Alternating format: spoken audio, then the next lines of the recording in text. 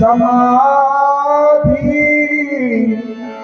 घेतली आनंदी, समाधी घेतली आनंदी, समाधी घेतली आनंदी, समाधी घेतली आनंदी।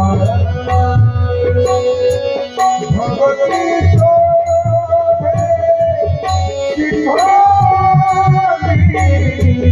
भगवती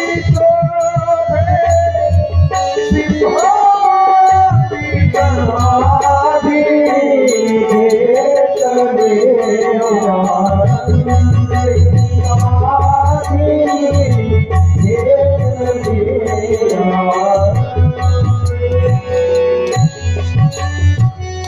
सन्मुख पुढे आजान वृक्ष, तो आजान वृक्ष त्या साक्षीदार आहे महाराज त्या प्रसंगाचा। आणि आता जगाच्या नायकानं काही दिवस तेथे थांबून अलंकापुरीस पांडुरंग गेले, समाधिस्थ केले ज्ञान देवे, उरकोनी सोहळा संगे संत मेळा, विठोबा रागिला आळंदीला। आणि पुढे पुढे त्या ठिकाणी प्रवास करत असताना पुढे सासवड क्षेत्रामध्ये गेले सोपान काका। ते सोपान काका आता निवृत्त झाल्यानंतर जवळ आले, दादा मी जे तुम्हाला मागेल ते तुम्हाला द्यावं लागेल। अरे सोपाना, छोट्या भावाची इच्छा मोठ्या भावानंच पूर्णत्वाला न्यायची असते, दादा नाही म्हणू नका। नाही मी नाही म्हणणार सोपाना, माग तुला काय मागायचं। आणि त्या सोपानानं निवृत्ती दादांचे चरण पकडले महाराज।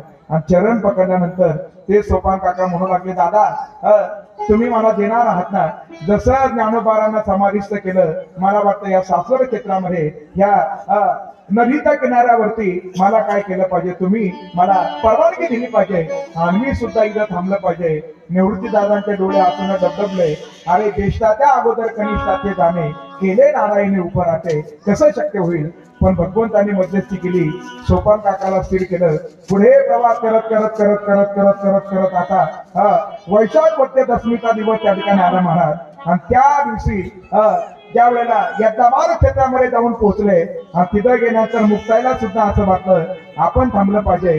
त्या तापी नदीच्या किनाऱ्यावरती दुपारी 12 वाजता असा प्रसंग घडला महाराज। ढगांचा गडगडाट झाला, विजेचा कडकडाट झाला, तापी नदीच्या जलावरती आता कमलाची फुलं उमलू लागली महाराज।